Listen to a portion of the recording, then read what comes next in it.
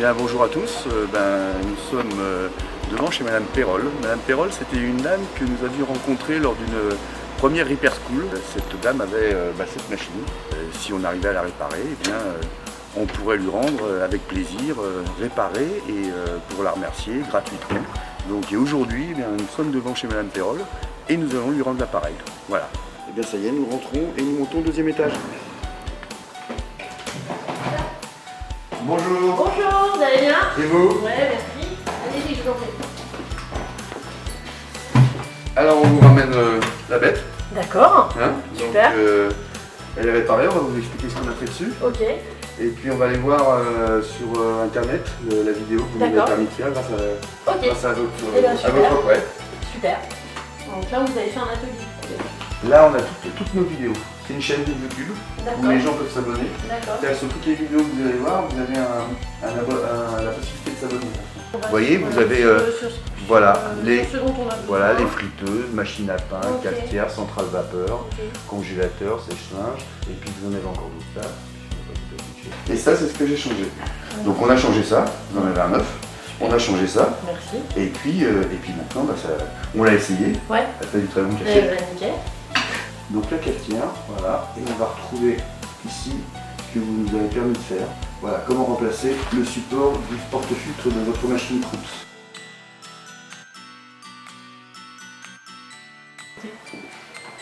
Ah, c'est ça! Voilà, c'est ça qui était pété. Alors j'ai trouvé ça là très intéressant parce que d'une part on tenait à cette machine qui fait un excellent café et en raison de cette panne on ne pouvait plus l'utiliser. Donc on s'est rencontrés lors d'une présentation que vous faisiez de Spareka. Et l'idée nous est venue de voir si on pouvait effectivement réparer cette machine. Sachant que moi j'avais déjà essayé de faire quelques petites réparations, notamment sur le joint, mais que ça ne fonctionnait pas. Votre porte d'eau, ici, vous le serrez, d'accord? Donc si vous mettez beaucoup de café, c'est-à-dire que vous mettez à ras votre café, qu'est-ce qui se passe quand vous serrez?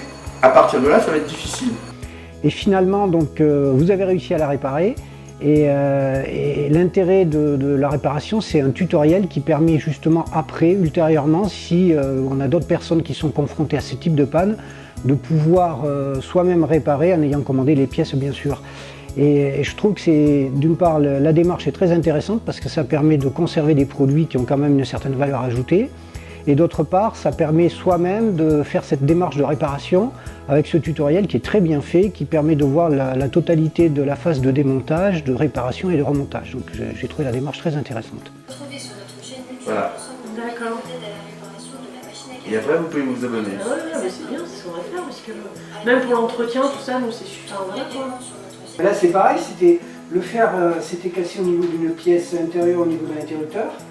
Et donc la pièce, on la trouve, je l'avais trouvée sur internet, mais le souci c'est que c'est extrêmement compliqué parce qu'il faut démonter toute la structure pour pouvoir Vous l'avez réparé là? Non, je l'ai balancé.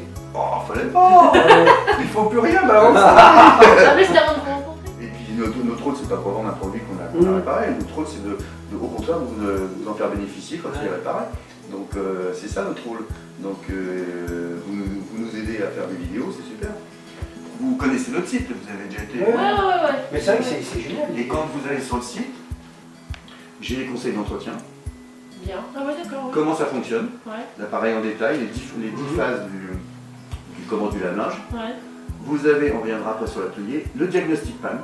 Ouais. C'est-à-dire que là, ça va vous poser des questions, oui, non. D'accord. Par exemple, j'ai un appareil qui vidange pas. J'ai mon lave-linge qui vidange pas. Ouais. C'est le truc qui est le plus visité. D'accord. Voilà. Donc ici, il vous dit, voilà, petit Diegus, quelle est la nature de la panne de votre machine à laver, problème de mise en marche, pas de vidange, oui, donc pas de vidange. Ici, que constatez-vous? Il y a toujours une grande quantité dans mon tambour, donc je clique. Il vous dit le filtre est bouché ou le filtre n'est pas bouché. Donc si le filtre est bouché, il va vous dire d'accord? Ça on l'a vu ça. Ouais. Alors ça c'est pour le diagnostic panne. Et puis si justement vous arrivez au bout et puis que ça marche toujours pas, vous avez les vidéos. Encore une fois, comme tout à l'heure, comme je vous ai dit, vous arrivez en bout de diagnostic panne, vous n'avez pas résolu votre problème, votre code panne, et vous appuyez là sur l'atelier de Spareka. Et là, vous allez pouvoir poser une question. Voilà, posez une question. Donc là, il faut se connecter avec un compte, hein, ou votre compte Facebook, ou voilà, ou vous créez un compte. Hein, ok. Et à partir de là, quand vous allez vous connecter, il va vous demander. Alors, il faut vraiment, mettre votre marque d'appareil, votre référence exacte, parce que sinon on va être obligé de vous la demander. Et puis vous posez votre question. Vous dites voilà, j'ai fait diagnostic PAL, j'ai fait tout ça, mon appareil ne continue à ne pas vidanger, j'ai vérifié des est-ce que vous pouvez m'aider? Et moi je vous répondrai.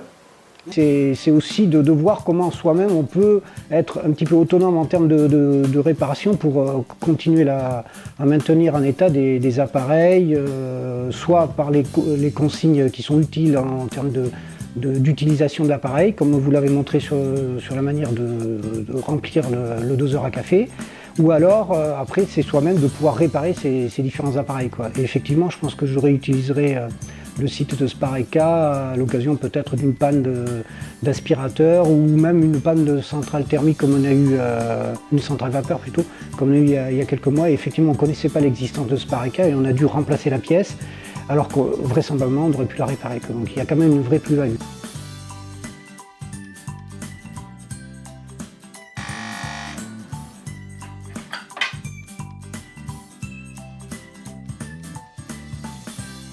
Vous risquez d'avoir un manque, l'eau ne va pas passer.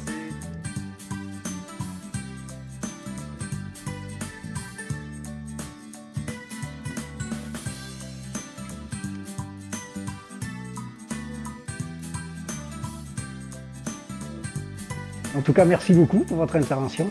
Voilà, messieurs, dames, on vous remercie encore. Merci beaucoup, puis à une prochaine fois. Bah, j'espère, oui, et grâce à vous, encore une fois, on a fait avancer les choses. À bientôt. À bientôt et bon week-end. Merci. Merci, au revoir.